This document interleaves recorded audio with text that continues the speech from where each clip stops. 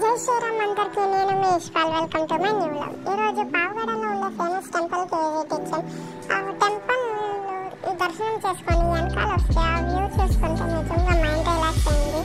అక్కడ చూడవచ్చు మీరు ఎంత బాగుందో ఆ వ్యూ. తర్వాత అక్కడ సన్సెట్ చూసుకొని మళ్ళీ ఇంటికి వస్తూ అక్కడ ఒక ప్లేట్ గోబీ తిన్నాము.